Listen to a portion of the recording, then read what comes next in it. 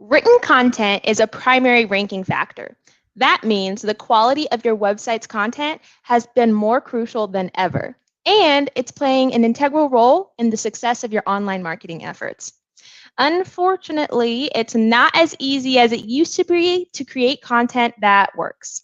If done incorrectly, your website's written content can cause your business to lose search engine rankings or even be de indexed from Google altogether. Howdy to everyone who is tuning in live, and thank you for checking in with us on this lovely Friday afternoon.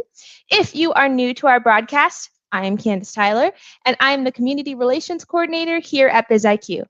Today, I am taking, my words failed there. Today, I am talking with the ever trendy, as you can tell, and fellow Scorpio, Matthew Nash. Matthew is part of our Google Local team as our Google Local Specialist. He is new on the block, but he comes with a wealth of knowledge that he will share with us today as we give you guys a crash course on copywriting. Thank you, Matt, for taking the time out of your day to speak with our fantastic followers. Can you tell them a little bit about what you do and your experience in copywriting? So hi everyone, and thank you for tuning in. I'm a Fresno, California native, and I came to study marketing at ASU starting in 2016. Before coming to BizIQ, I worked several different marketing internships here in the Phoenix area, and now I work as a Google Local Specialist in one of our customer success teams. As many others, I've been exposed to copy in just about every form of media throughout my whole life. But I also learned through experience in my internships, different class projects and assignments, campus involvement, and in work I've done with business owners in my own personal network before.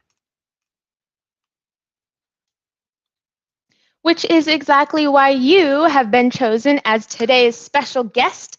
Just like some of our viewers, copywriting is a bit of a new subject for me, so I will be learning right along with you guys.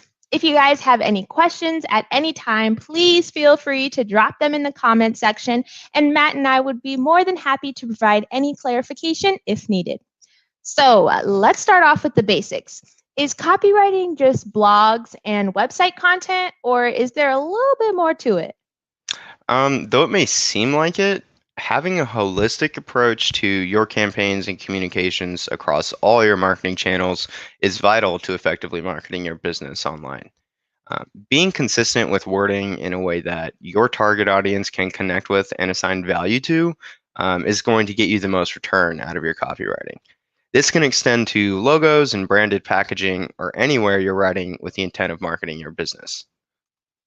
Interesting. Now, when we were first discussing you being on here and being my special guest, we talked about the importance of content calendars.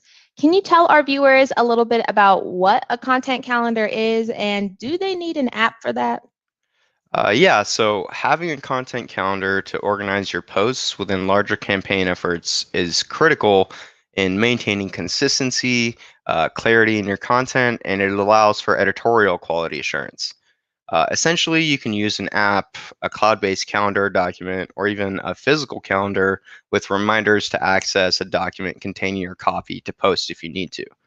But you want to get ahead in terms of having your copy on paper, and so that way it's been edited for grammar, syntax, and tone that's relevant to your audience. Ooh, syntax, that's like vocab word of the day. So, when you're planning out your content calendar, is there a method or a science behind how business owners should organize their content? Yeah, well, you want to operate within a framework called the marketing funnel for every campaign. The different businesses can employ variations of this funnel. Most have 5 stages, and these can progress from awareness to interest, decision, action, and retention. Uh, Depending on how compelling your product offering and your marketing efforts like ad copy placement are, some customers may progress faster than others or even skip stages altogether. And how far out should they be planning? Or is there a frame of reference that you would suggest? Well, each business and campaign is unique, and you'll have different time constraints that you face with each of those. Some might run for longer than others or have different posting frequencies across your channels. And depending on when, where, and what content best connects with your audience should be the biggest way to determine that. Now, I love that, but let's talk about responding to current events. You don't want to schedule out too far and miss a current event. For example, COVID. Pre-COVID, it would have been a great opportunity to encourage community get-togethers, but in today's current environment, not so much. And that type of content could be really off-putting to your audience. One thing I do know about copywriting is the acronym EAT comes up a lot. Can you tell our viewers what that means and how it relates to their content? Right. So E is an acronym that stands for expertise, authority, and trust. These are the factors that Google uses to rank your company, website, and your web page content. Because Google is responsible for over 92% of search engine traffic on the internet as recently as last month, it is important to be aware of how Google ranks your level of knowledge and skill as a company compared to others in your industry, and how your content compares in terms of expertise and quality of content to your competitors. Next, I want to talk about copywriting and the different types of media involved. Do you have any thoughts or views from that aspect? Definitely. So it pays huge returns to combine copy with more engaging media like photos and videos. Um, Video is the primary form of content used by businesses that invest in content marketing, according to HubSpot. Photo and video content effectively followed up on in a campaign can even improve your audience members' ability to retain that information by 65%. Um, it is important to remember that the most effective use of these, though, is tying them together to stand out to your audience. Yes. And now I know this isn't like a regular part of copywriting, but I think it's a necessary subject that everybody should know or at least be aware of is conversion optimizations. Part of my limited knowledge is that there should be a call to action somewhere, either a learn more button, a subscription sign up, something along your content. But does this also play a part in the written content? Absolutely. So, when you're copywriting, you want to identify the needs of your target audience and establish yourself as an authority on the topic you're writing for. It's just as important to add value to your customer's experience with your business through your content in an authentic way that creates a sense of urgency for your audience members to do business with you. It takes charisma and tact to do these things without saying something that comes across like, you should buy our product because we claim to make the best and you should trust us. In a sense, you should meet with your audience in your marketing channels and level with them, giving them the feeling of a mutual understanding and acknowledging the mutually beneficial relationship that you both develop over time, combined with your responsiveness to your audience, can set you apart from your competitors. Yes, and I definitely was just talking to our marketing director about this type of content. You want your content to be focused on them and their problems and how you are the solution, not just buy this because we're the best. But Matt, you are killing it today with all of the tips. In some of our previous conversations, we have also talked about how copywriting does require some research. Can you speak a little bit more about that? Yeah, so I mean, the business landscape is always changing, and you want to keep current with different trends or things that might pop up within your industry. Also, oftentimes, we find ourselves writing for a new client in a new subject, or some of our viewers may be fairly new to writing subject matter content altogether. This means that it's time to hit the search engine, a book, or an industry publication you can trust so that you can make your own analysis and relay those refined thoughts to your audience. It is critical to ensure absolutely that you are basing the concepts presented in your copy and other media on credibly sourced information. So a few things you can ask yourself to identify these sorts of things more quickly are, do your sources rank well in search engines?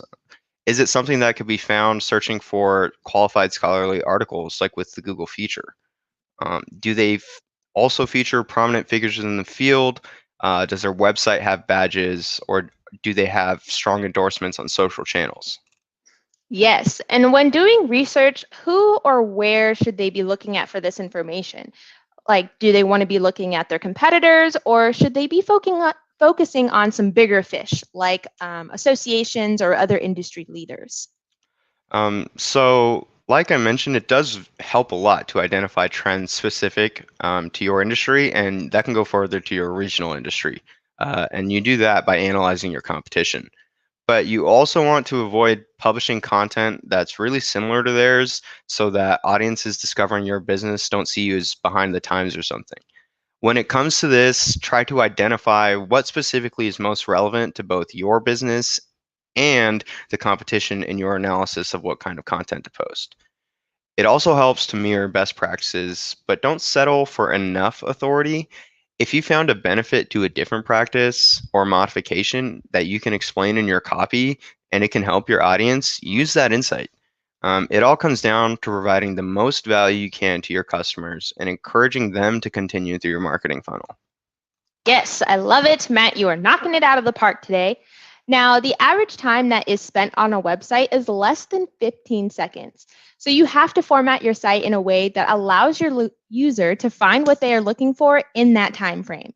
So walls of text can just be overwhelming. So it's best to break them down into smaller paragraphs to create white space. But graphics also play a part in this. Can you speak to the importance of other types of media in this? And is there a magic number that business owners should shoot for in the amount of graphics towards their content? Yeah, so you are right about walls of text being simply too much information to effectively sell your product to a customer who's in the awareness or current consideration stage of the marketing funnel.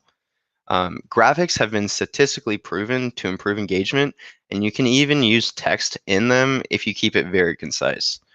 An effective headline and calls to action will help prevent overly elaborate text bodies on your web pages. With this in mind, you may find it helps to have a text to image ratio of 60 to 40%, but this can even go up to 80 to 20%.